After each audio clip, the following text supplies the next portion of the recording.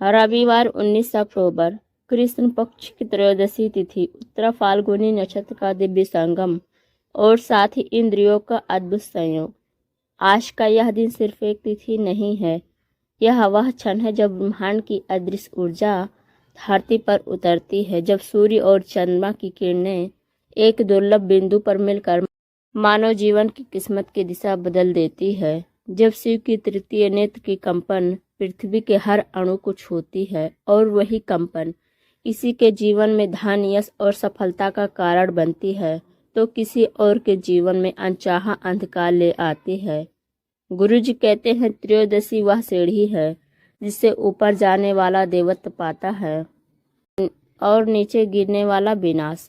इस दिन किया गया एक कर्म आपके भाग्य की लकीर को फिर से लिख सकता है, लेकिन एक गलत कर्म आपके संचित पुण्यों को राख में बदल सकता है।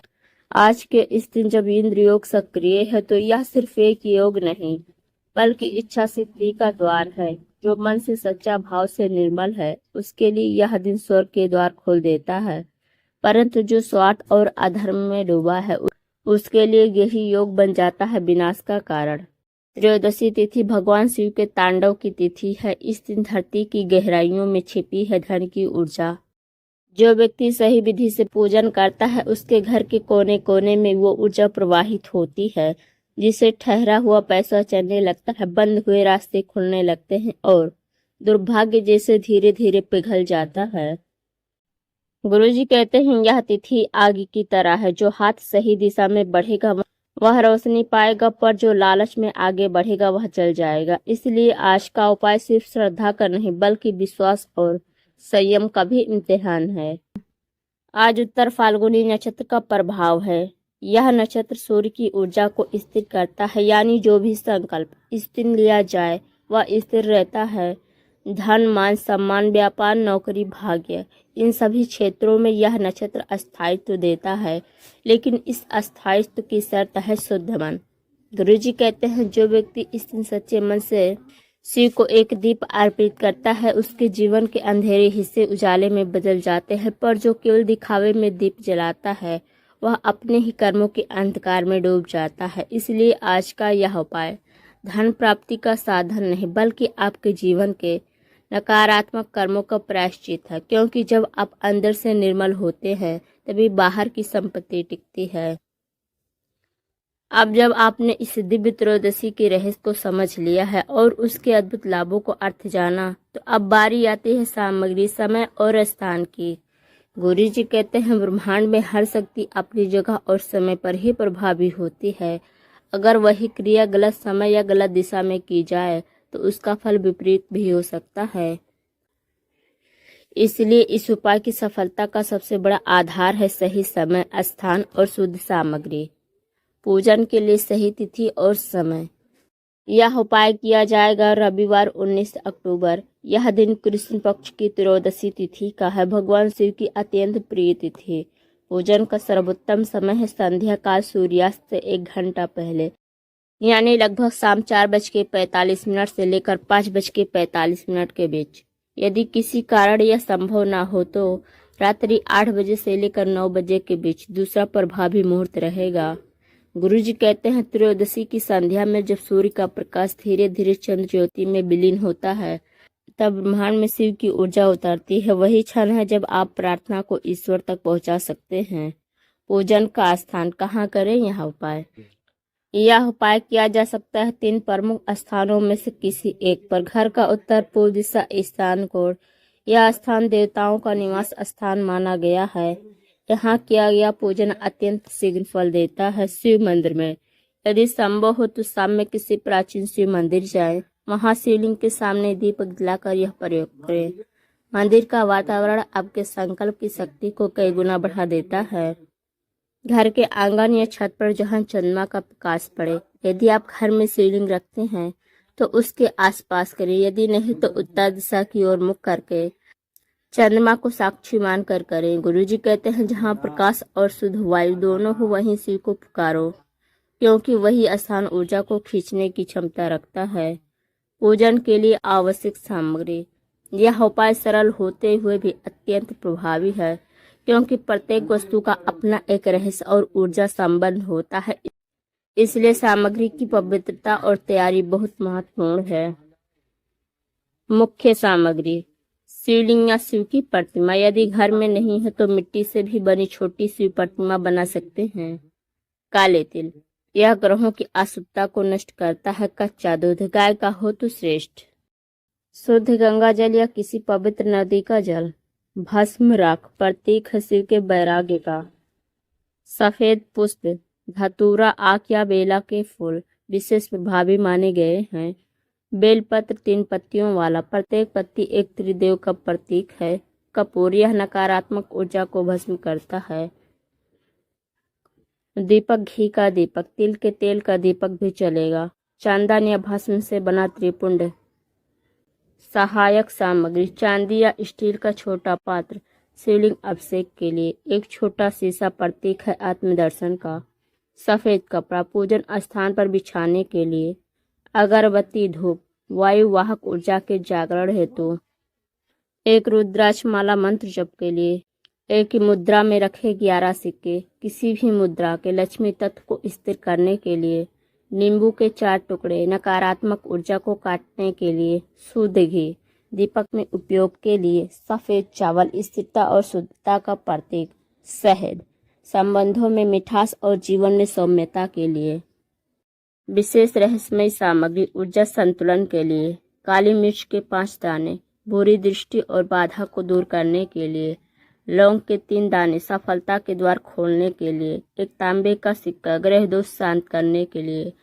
एक हरी इलायची, कार्य और सफलता में मन स्थिरता के लिए। थोड़ी सी मिट्टी, किसी पवित्र स्थान की भूमि तत्व को सक्रिय करने के लिए।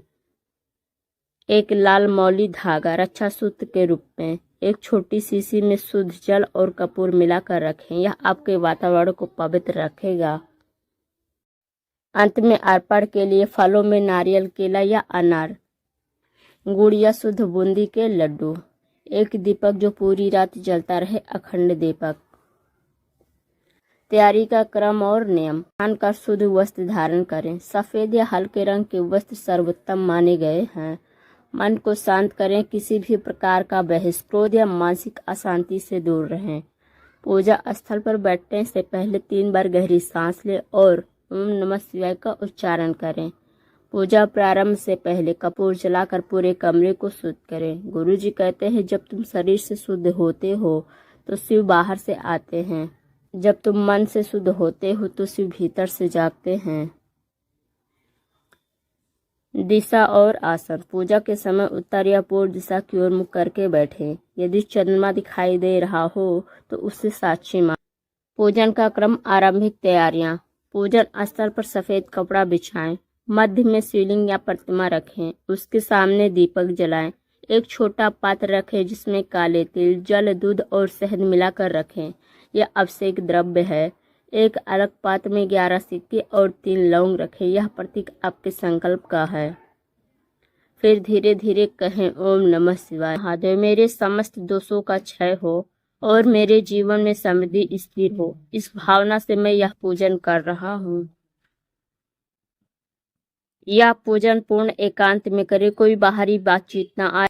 गुरुजी कहते हैं, जहाँ मौन है वहीं शिव है, जहाँ शुद्ध वायु है वहीं उनकी उपस्थिति सबसे प्रबल होती है। अब जब समय, स्थान और सामग्री की तैयारी पूर्ण हो गई है तो आगे हम आपको बताएंगे इस दिव्य उपाय की विधि, जो न केवल दुर्भाग्य को मिटाती है बल्कि आपके जीवन में धन, यश, स्थिरता का प्रवाह लाती है। अब वह क्षण आ चुका है, वह क्षण जब इस त्रयोदशी की शक्ति सक्रिय होती है, वह क्षण जब शिव का आशीर्वाद पाने के लिए आपको अपनी आत्मा को भक्ति में डुबाना होगा। याद रखिए, गुरु जी कहते हैं, विधि केवल क्रिया नहीं, यह आत्मा का संवाद है ईश्वर से। इसलिए अब जो भी किया जाए वह श्रद्धा से करें। हर क्रिया के साथ मन में यह भाव रखें कि शिव स्वयं आपके सामने विराजमान है और आप नहीं, आपकी आत्मा यह पूजन कर रही है। चरण 1, संकल्प और ध्यान। संध्या का समय है, सूर्यास्त हो रहा है, हवा में हल्की ठंडक है और दीपक की लौ स्थिर है। अब उत्तर या पूर्व दिशा की ओर मुख करके बैठें, आंखें बंद करें और 3 बार गहरी सांस लें। फिर अपने दोनों हाथ जोड़कर मन ही मन में कहें, ओम नमः शिवाय। हे महादेव, आज इस पवित्र त्रयोदशी तिथि की संध्या पर मैं श्रद्धा, विश्वास और समर्पण के साथ यह पूजन कर रहा हूँ। मेरे जीवन से सभी दोष, दुर्भाग्य और बाधाएं दूर हो और मेरे घर में अस्थायी समृद्धि का दीप जले। अब अपने सामने रखे शिवलिंग या प्रतिमा की ओर दृष्टि करें। कल्पना करें कि शिव की जटाओं से निकलता जल गंगा जल बनकर आपके ऊपर बरस रहा है। आपका हर दुख, हर कलेश, हर नकारात्मक ऊर्जा उस जल के साथ बह रही है। गुरु जी कहते हैं, जो ध्यान से शिव को देखता है उसे अपनी आत्मा का प्रतिबिंब शिव में दिखाई देता है। चरण दो, अभिषेक की रहस्यमय विधि। अब अभिषेक की तैयारी करें। पात्र में जो द्रव्य आपने पहले तैयार किया है, जिसमें गंगा जल, दूध, शहद और काले तिल मिले हैं, उसे धीरे धीरे शिवलिंग पर अर्पित करें। प्रत्येक बार अभिषेक करते हुए एक मंत्र बोलें, ओम त्रयोदश्याय नमः। प्रत्येक बार यह मंत्र बोले जब शिवलिंग पर डालें।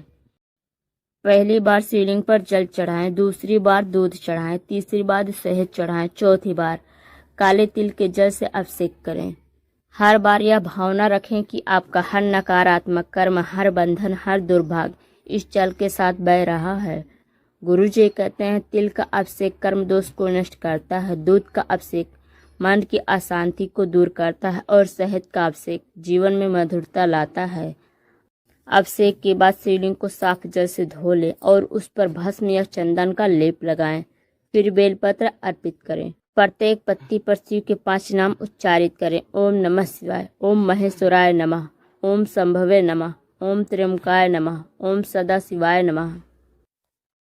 प्रत्येक नाम के साथ एक बेलपत्र अर्पित करें। फिर सफेद पुष्प अर्पित करें और हाथ जोड़कर प्रणाम करें।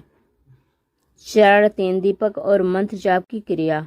अब दीपक को जलाएं। घी का दीपक हो तो उत्तम, तिल के तेल का दीपक भी चलेगा। दीपक जलाने से पहले 3 बार यह मंत्र बोलें, ओम दीप ज्योति परम ब्रह्म दीप ज्योति जनार्दना, दीपों में हरतु पापम संध्या दीप नमस्तुते। अब दीपक शिवलिंग के दाईं ओर रख दें। फिर अपनी रुद्राक्ष माला उठाएं और 108 बार मंत्र जपें, ओम नमः शिवाय। हर मंत्र के साथ मन में एक इच्छा, एक भाव रखें। यह ना सोचें कि क्या मिलेगा, बल्कि यह महसूस करें कि जो आप चाहते हैं वह पहले से ही पूरा हो चुका है।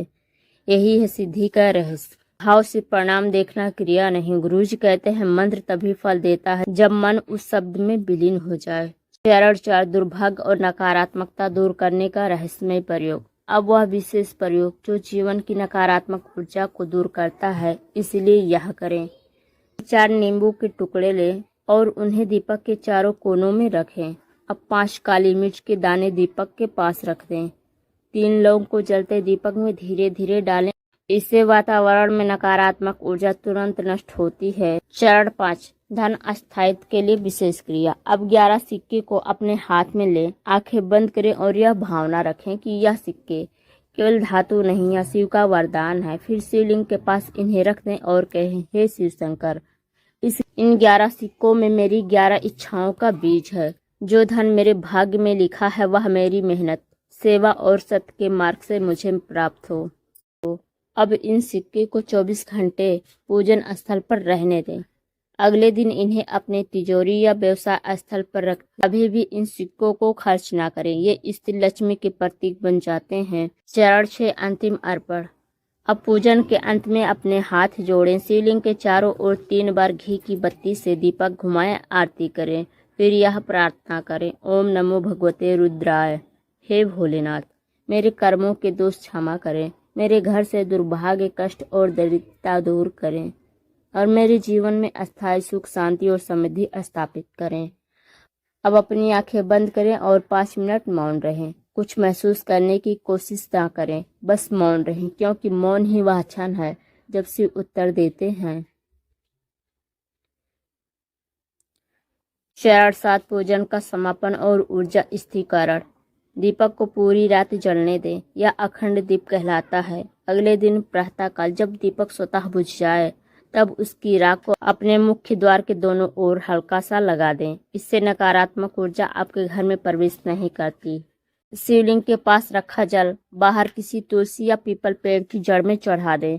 भस्म या चंदन जो बच जाए उसे अपने माथे पर लगा लें। गुरु जी कहते हैं जो व्यक्ति त्रयोदशी के रात शिव को भक्ति से पूजता है वह अगले कुछ दिनों तक किसी नकारात्मक प्रभाव से अछूता रहता है। अब आपका पूजन पूर्ण हो चुका है। आपने शिव की शक्ति को अपने घर, अपने मन और अपने कर्म में आमंत्रित कर लिया है।